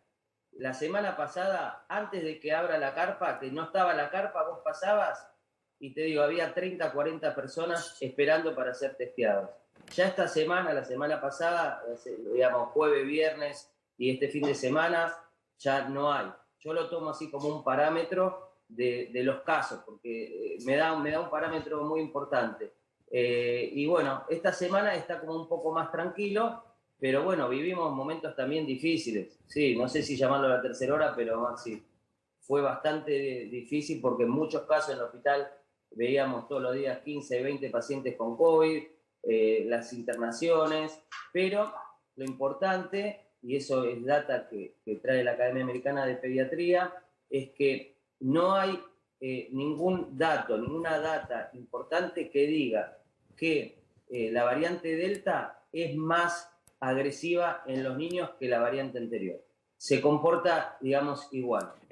Esto ha tenido que ver con la gran cantidad de casos. Como hay gran cantidad de casos y se han contagiado tantos chicos, no entendí bien. El tema de los chicos hospitalizados son fundamentalmente chicos que no estaban vacunados y que tenían patologías de base, o también hay internados severos, graves, con chicos que no tenían patología de base? No, generalmente son chicos que tienen alguna enfermedad, ¿sí?, de base, y sí, los que no están vacunados. Y que fue lo que fuimos viendo, Maxi, a lo largo de toda la pandemia. El virus en los niños ataca en forma leve, algunos casos moderados. Sabemos que está el síndrome post-COVID de inflamación sistémica. Eso siempre nosotros en la urgencia estamos muy pendientes de esos casos, porque a veces se presentan de forma confusa, pero bueno, estamos ahí para diagnosticarlos y tratarlos lo antes posible. Doctor, a ver, quiero compartir con usted algunos datos de la vacunación en Argentina. Después vamos a mostrar un poco el tema de contagios. Ahora vamos a hablar de la vacunación. El tema de contagios está en un mínimo desde junio del año pasado. Por eso, después vamos a hablar del tema de contagios. Ahora quiero hablar del tema de la vacunación. El tema de contagios está en un mínimo desde junio del año pasado. Hay un 2% de positividad en este momento en la ciudad de Buenos Aires. No sé si 5 o 7% de positividad en provincia de Buenos Aires. Es decir, está en un mínimo. Es decir, esto es que cada 100 test, 2 dan positivo en ciudad de Buenos Aires. Y en provincia de Buenos Aires, 7 dan positivo. Es decir, de cada 100. Es decir, estamos en un mínimo de casos y de positividad. De hecho, área metropolitana, ciudad más el Gran Buenos Aires está en 1000 casos diarios. En algún momento se llegó a 14.000, 15.000 casos diarios. Sí. Ciudad más Gran Buenos Aires, el área metropolitana. En un mínimo, la ciudad está bajo los 300 casos diarios, para la ciudad que llegó en algún momento a tener 3.000, la verdad que estamos en un mínimo. Ahora, quiero compartir con usted el tema de la vacunación y lo que está pasando también con la vacunación de los menores. Usted es pediatra, ve todo el tiempo casos de COVID con menores allá en Estados Unidos, por eso me interesaba. Argentina está con primera dosis, total población 62,5%, con segunda dosis 36%. Se está avanzando muy fuerte, está avanzando más o menos 2.800.000 dosis por semana se están aplicando.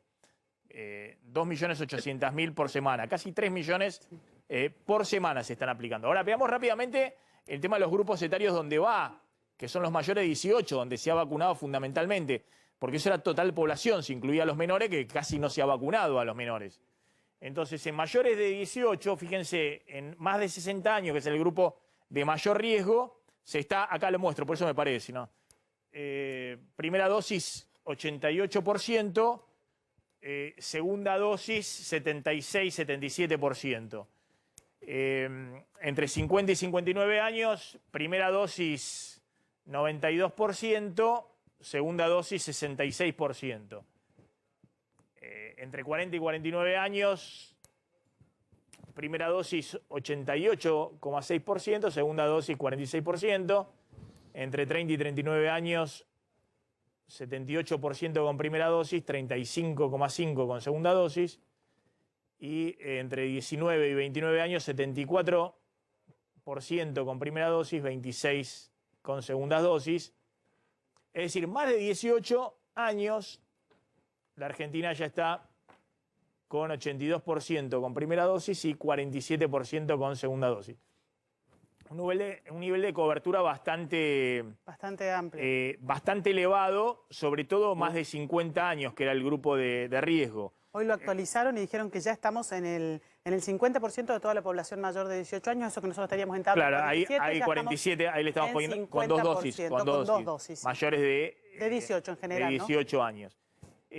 Ahora, lo que quería hablar con usted, ahora sí me paro de nuevo, a ver si para mostrar las placas, porque no se va a entender absolutamente nada, si la mandan a pleno, no la va a entender, pero ni nadie la va a entender, ni mis amigos economistas van a entender la placa, no esta, la que viene, que esa sí es más complicada. Es más difícil. Sí, la tengo que mostrar ahí parándome, ahí voy por allá de nuevo. Entonces, claro, uno dice, bueno, un nivel de cobertura elevado, pero todavía te falta bastante gente que está en riesgo.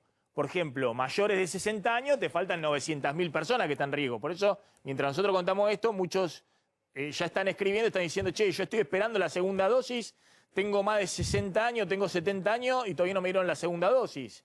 y estoy esperándola hace 3 meses, y sí, hay 905.000 personas, pero esto se viene achicando muy aceleradamente. Personas que tienen ya la primera dosis, pero le falta la segunda. Fíjense que en mayores de 60 años hay 5.800.000 con 2 dosis. Pero hay 905.000 personas que le falta todavía y son personas de riesgo. Entre 50 y 59 años hay 1.200.000 personas que faltan, todavía están esperando la segunda dosis. También es población de riesgo. Ya hay 2.800.000 entre 50 y 59 años que tienen las 2 dosis. Y en total, mayores de 18 años, lo que contábamos recién, que hay más de un 50% ya con 2 dosis, bueno, pero ojo que te están faltando 12 millones de personas para cubrir la segunda dosis, siempre para llegar a un umbral de 85% cubierto de la población, no para el 100%, sino el 85%, en algunos grupos etarios el 90%.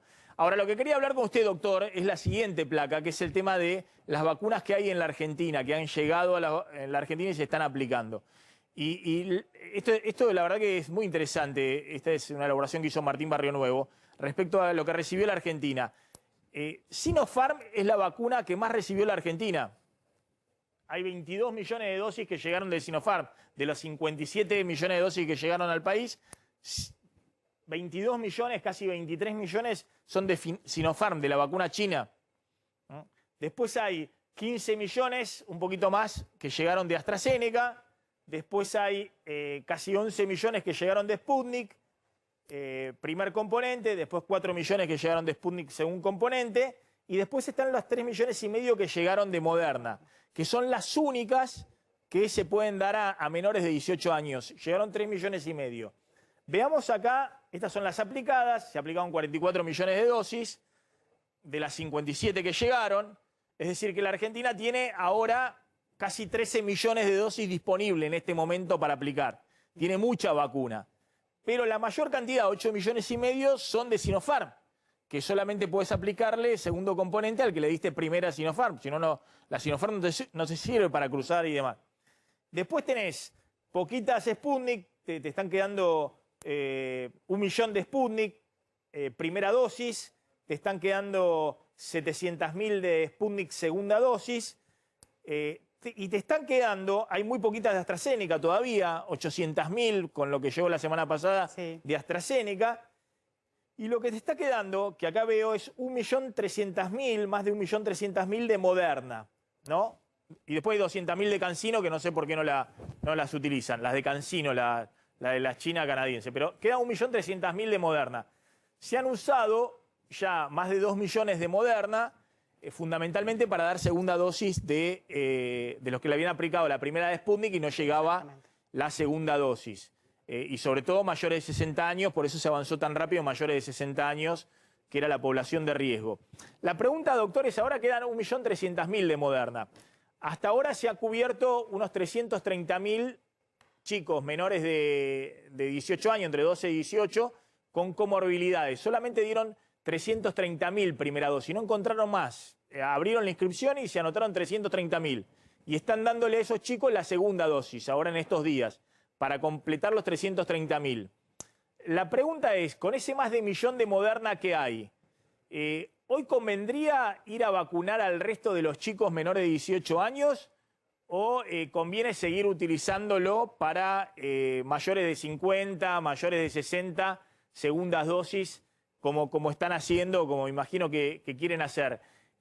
¿Para usted es prioridad el tema de vacunación a chicos de menores de 18 sin comorbilidades, estamos hablando, en este momento, teniendo en cuenta la posible llegada ya comunitaria de la variante Delta? Es dificilísima la pregunta. Mirá, nosotros igual Moderna acá no se da a menores de 18 años, solo se da la Pfizer de 12 para arriba, Moderna solamente a personas más de 18. De mi experiencia como pediatra, porque yo no soy epidemiólogo, no sé mucho de números ni nada, pero si vos me preguntás a mí, yo preferiría vacunar a personas grandes con enfermedades de base que a chicos, porque ya sabemos, igual que la Delta, por lo que les mencioné anteriormente, no tenemos datos de que es más agresiva en los chicos. Y, en general, los chicos que no tienen una enfermedad de base pasan bien la enfermedad. O sea que si vos me preguntás, Maxi, a mí, yo daría para la gente más grande, más vulnerable, que tenga una enfermedad, gente con diálisis, etcétera. Todas esas personas, yo primero vacunaría a esas personas. Está clarísimo.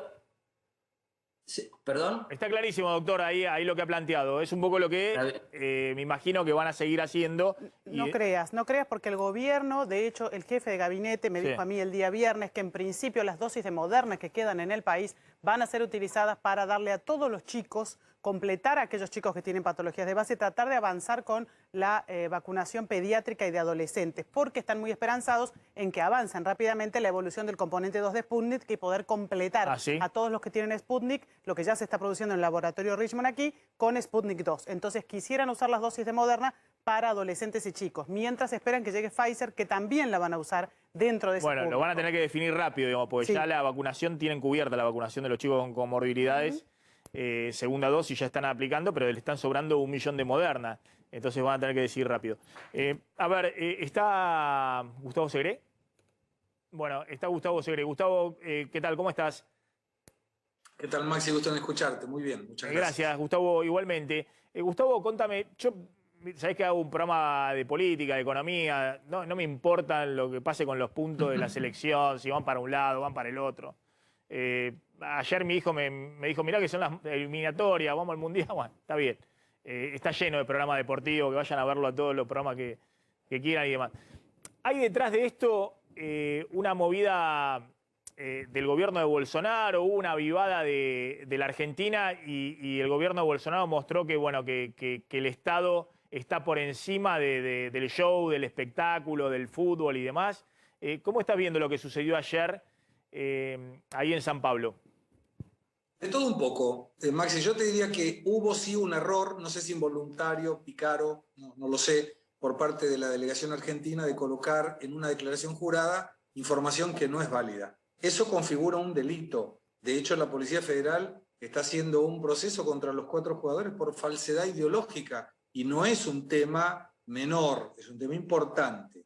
Por el otro lado, la duda que queda es por qué Anvisa esperó hasta que empiece el partido para notificar a los 4 jugadores. Y aquí empiezan a aparecer algunas informaciones respecto de que Anvisa tuvo 2 reuniones en el hotel donde estaba la delegación argentina, en Guarulhos, junto con AFA, CBF, Conmebol y el Ministerio de Salud, para indicarle que en función de la normativa 655, que viene posterior al protocolo sanitario de la Copa América, esto es un dato también importante, no podían dejar la cuarentena del hotel y solo podían ir al aeropuerto para volverse a Argentina o para el país que pudieran ir.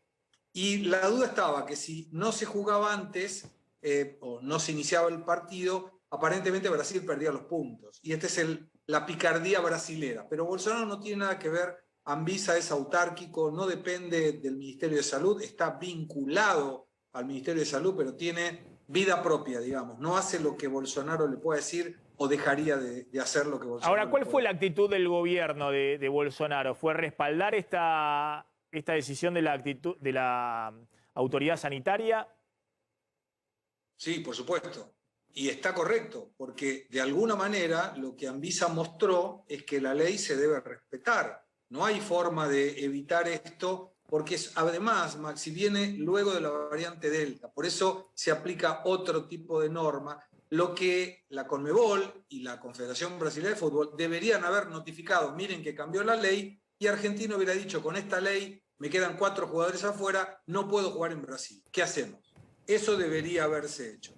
Hay un pedido de la AFA hacia la Casa Civil para pedir que estos jugadores puedan jugar. O sea, la AFA reconoció, esto a la luz de lo que dice Anvisa, que había una normativa que no se estaba respetando. Y esa información nunca le llegó a tiempo para lo que sería la posibilidad de jugar el partido. Por eso Anvisa se presenta en el partido y dice, ustedes no tienen autorización para jugar. Te hago la última. De alguna manera, Brasil está, bueno, obviamente con un número muy grande de fallecidos, como ha ocurrido en la Argentina, ¿no? Incluso ajustado por población, pero Brasil está saliendo de la ola de la variante Delta o todavía la cantidad de casos y de fallecidos es importante?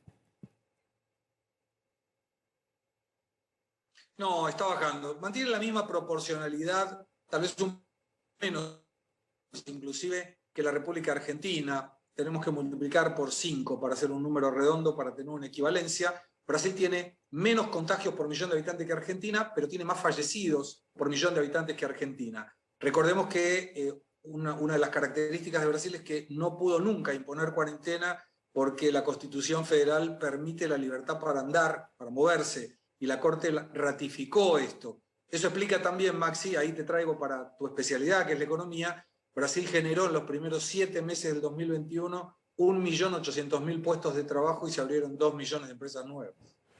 Claro, no, por eso decía, pero sí, está claro que tanto Brasil como la Argentina han tenido un número de, más allá de alguna diferencia ajustado por población, un número de fallecidos de los más altos del mundo, tanto Brasil como Argentina. Pero por eso te preguntaba, pero de alguna manera hoy el tema de la pandemia también hay que manejarlo con cuidado, porque Brasil también creía que a principio de año estaban saliendo de la pandemia y como la Argentina lo agarró una segunda ola, que en la Argentina fue más fuerte que la primera. Pero de alguna manera vos ves que la pandemia está quedando atrás, digamos, que no están en el momento como está ahora de nuevo Estados Unidos con la variante Delta. Totalmente normalizado. Te diría que si no es porque la gente usa barbijo, todo es normal. Hay eventos, no hay restricción de horario, no hay aforo de proporción de gente que pueda entrar a cualquier negocio. Está totalmente normalizado el turismo, los vuelos, absolutamente todo normal. Gustavo, gracias, muy amable como siempre. Ahí está Gustavo Segre desde San Pablo. Bueno, contame qué está pasando con las cajas de seguridad. Bueno, son las cajas que habitualmente se usan para guardar dólares de aquellos con ahorros. Bueno, según el presidente del Banco Central, los argentinos tienen entre 130.000 a 150.000 millones de dólares fuera de los bancos. Gran parte de esos dólares están en cajas de seguridad, otra parte están en los colchones, no se sabe en qué proporción, porque el dinero que hay en la caja de seguridad solamente se conoce y es secreto fiscal, digamos, lo que está declarado justamente ante la AFIP. Pero el total del mercado de cajas de seguridad sí se conoce. Hicimos una encuesta entre distintos bancos. Aproximadamente, Maxi, hay 1.100.000 cajas de seguridad repartidas entre todos los bancos del sistema financiero. No dan abasto los bancos, de hecho, cuentan entre 90 y 95% de esas cajas de seguridad están completas, digamos, si uno, digamos, no, a menos que llegue a un acuerdo. Se han abierto empresas de seguridad privada que tienen cajas de seguridad por fuera de los bancos, porque los bancos no tienen espacio edilicio ya para seguir sumando. Han sumado muchísimos metros cuadrados de caja de seguridad. Nosotros hicimos una vez un informe que hemos ido también a la bóveda de algún banco y mostrando cajas de seguridad de los distintos tamaños y demás. Ahí me acuerdo que con Fantino en Animales Sueltos. Pero es muy interesante el cálculo que hace Slotnick en base a información de los bancos. Dice que hay alrededor de 1 millón de cajas, pongamos número redondo, 1 millón de cajas de seguridad en el sistema financiero argentino. Que recordemos, no tiene, la caja de seguridad es como si está dentro del banco, pero no tiene nada que ver con el sistema bancario, con el sistema financiero. Es algo que es la propiedad privada, es lo mismo que tu casa, digamos, ¿no? Si alguien quiere tocar eso, no interviene el Banco Central y nada, digamos, tiene que entrar un juez. A allanar como tiene que entrar a allanar un domicilio.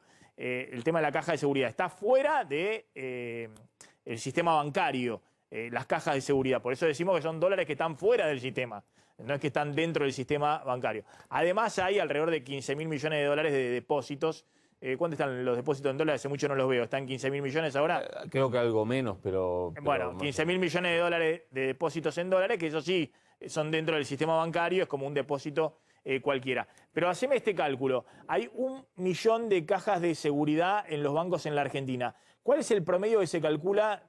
Obviamente esto es estimación total, de dólares dentro de cada caja. Y mira, acá traje cuántos dólares entran en cada cajita. Cajas chicas hasta 75.000 dólares. Eso entra en cada caja chica. Acá traje cuánto cuesta por mes. Hay una gran variación entre distintos bancos, si es banco público, banco privado. Entre los bancos privados también hay distintos precios y vienen aumentando. De lo que más aumenta el costo de la caja de seguridad, porque como no están reguladas por el Banco Central, las comisiones bancarias sí están reguladas, el Banco Central dice autorizo tanto. La caja de seguridad no, la caja de seguridad en el último año aumentaron bastante más que la inflación, 80-90%. Entonces, cajas chicas entran hasta $75.000. Las cajas medianas entran hasta $200.000 y tienen un costo de hasta 4.400 pesos por mes.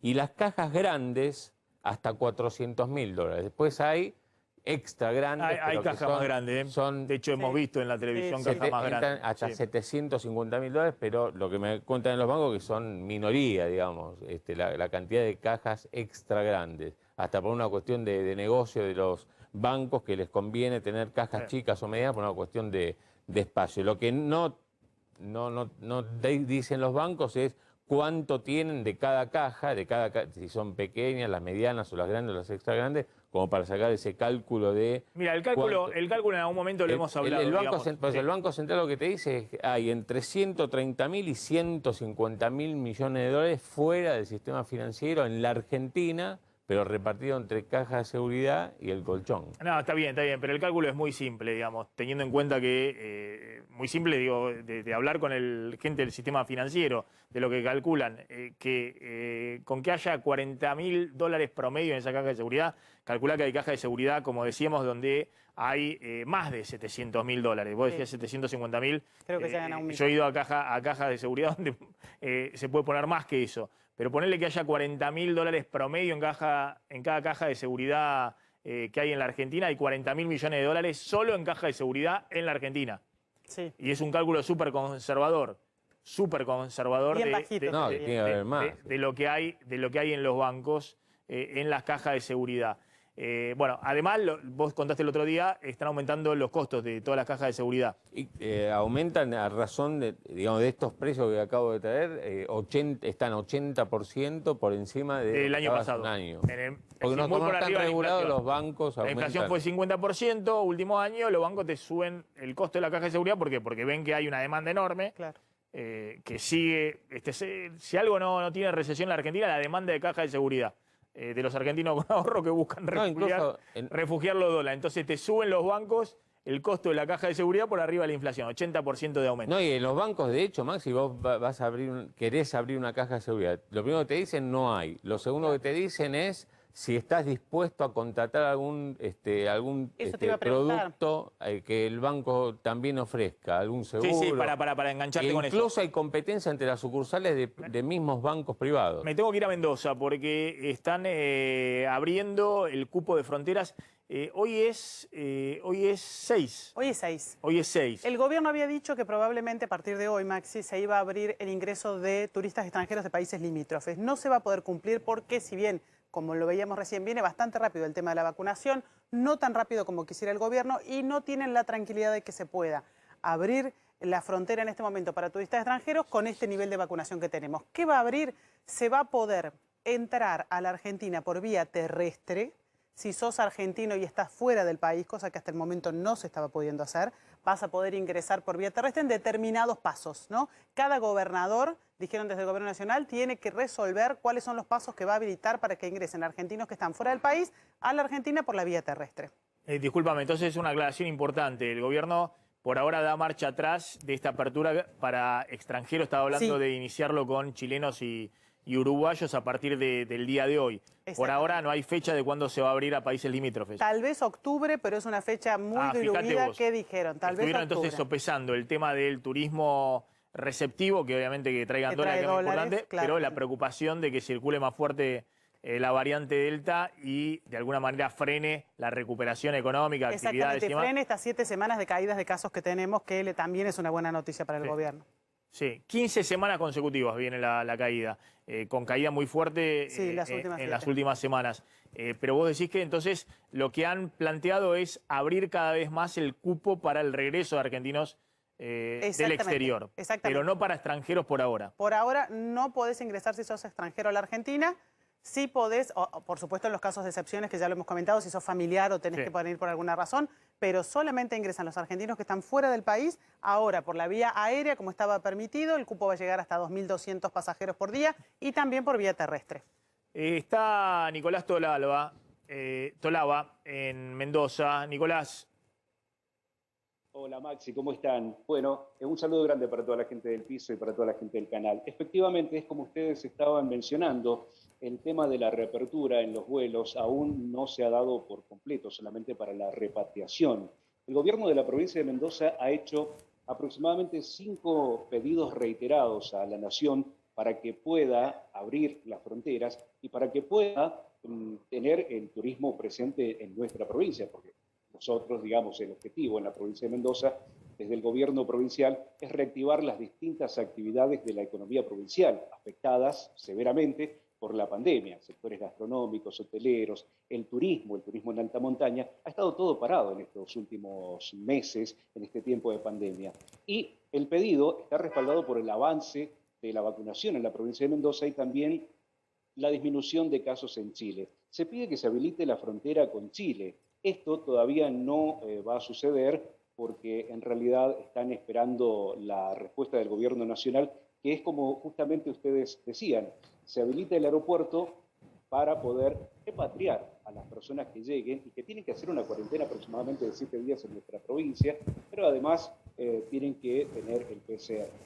¿Qué propone la provincia de Mendoza? La ministra de Cultura y Turismo, Mariana Jury, dijo, nos gustaría que se habilitaran las fronteras, que se haga un PCR, que se haga un test en Chile, por ejemplo, y otro aquí en la provincia de Mendoza, sin que hagan cuarentena, y que se pueda habilitar el turismo. Por ahora, la respuesta del gobierno nacional es la que ustedes decían. No están dadas las condiciones. Bien, y vamos a Puerto Iguazú, que también es un poco no noticia, digamos, porque eran 12 provincias que obviamente estaban esperando la reapertura de frontera a extranjeros, pero claro, si no abre, sí que regresen los argentinos no es relevante, pero bueno, en Puerto Iguazú ahí está, perdón, ¿quién? Sergio Martínez está en Puerto Iguazú. Sergio, ¿qué tal? ¿Cómo estás? Hola Maxi, ¿qué tal? Buenas tardes. Sí, acá estoy en una de las esquinas más céntricas de Puerto Iguazú, que está muy expectante con el tema de la apertura de la frontera. Tal como señalaba el colega de Mendoza, aquí también se han cursado protocolos para que se pueda retomar este tránsito vecinal fronterizo y además permitir que turistas de distintas nacionalidades puedan ingresar a nuestro país a través de esta frontera. Claro, con la clara intención de retomar la actividad turística, Maxi, que en este feriado largo en Brasil va a atraer más o menos a 15.000 personas al Parque Nacional del Lado Brasileño. Argentina, o mejor dicho, Puerto Iguazú, acá en la provincia de Misiones, quiere de alguna manera aprovechar todo ese movimiento. Imagínate lo que sería esto con un real en el informal prácticamente a 25 pesos, el movimiento que significaría tener a toda esa cantidad de brasileños que llegan por este feriado, pero además el tránsito que habitualmente circula en el puente Tancredo Neves, que une a Puerto Iguazú con Foz de Iguazú en Brasil, que supera los 12 millones de personas por año. Así que realmente hay mucha expectativa, como te decía, y tal como señalaba el colega de Mendoza, también el gobierno de Misiones ha enviado a Nación el protocolo para la prueba piloto de reapertura del puente en los primeros días de septiembre. Hasta el momento no ha obtenido ninguna respuesta, según ha indicado aquí en esta ciudad el gobernador de la provincia, Oscar Herrera Watt, quien dijo que no había tenido ningún tipo de información por parte de las autoridades ni sanitarias ni políticas de Nación todavía para que se pueda abrir el puente. Ahora, fíjate vos qué detalle interesante de lo que pasa acá en Misiones. Si bien la provincia estaría a fin de permitir que se abra el Tancredo Neves para que se produzca este flujo de turistas y de vecinos, no está ocurriendo lo mismo con Posadas Encarnación. Ahí el gobierno de Misiones quiere que siga cerrado porque esto le ha permitido a la ciudad de Posadas, la capital de Misiones, tener un repunte económico ciertamente muy notable. Millones y millones de pesos que se iban para Paraguay ahora se quedan en Posadas, generando un verdadero boom económico en esa ciudad, Maxi. Sí, pero si abrieran a extranjeros, pero estaría lleno de paraguayos que cruzarían hasta cargar nafta, ¿no? Como ha ocurrido ahí en Puerto Iguazú, digo, ¿no? Como ha ocurrido en otras en otras épocas donde el dólar estaba muy alto en Argentina y Argentina quedaba muy barata en dólares, ¿no? Claramente tanto para Mendoza como para Misiones sería un boom de consumo de extranjeros trayendo dólares en las manos, pues todo les saldría muy barato. Por eso están los gobernadores desesperados porque abran la frontera, por lo menos a los países limítrofes, ¿no? Obviamente también Mendoza y Misiones recibirían turismo internacional, por supuesto, si estuviera más normalizada la cosa, pero con los países limítrofes ya sería un impulso económico muy importante a ese tipo de provincias. Gracias, Sergio, muy amable. Gracias, Nicolás, muy amable los dos. Grande. Vamos volando a la tanda.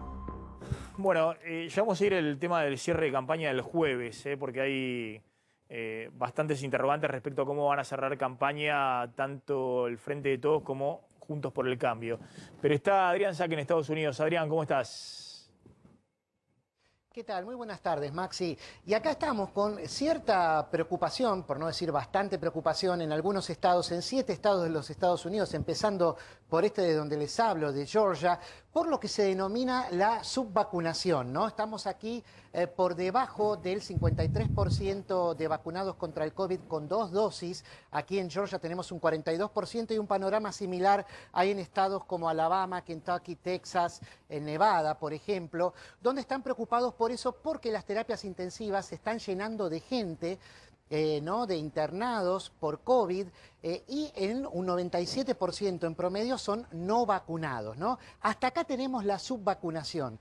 Pero hoy está surgiendo una nueva palabra, que es un juego que abre Estados Unidos gracias a la hiperabundancia de vacunas que hay, ¿no? Se habla de la sobrevacunación. ¿Qué es esto? ¿Con qué tiene que ver? Tiene que ver con esta propuesta del gobierno de Joe Biden de empezar a aplicar las terceras dosis a la población en general a partir del 20 de septiembre, del 20 de este mes.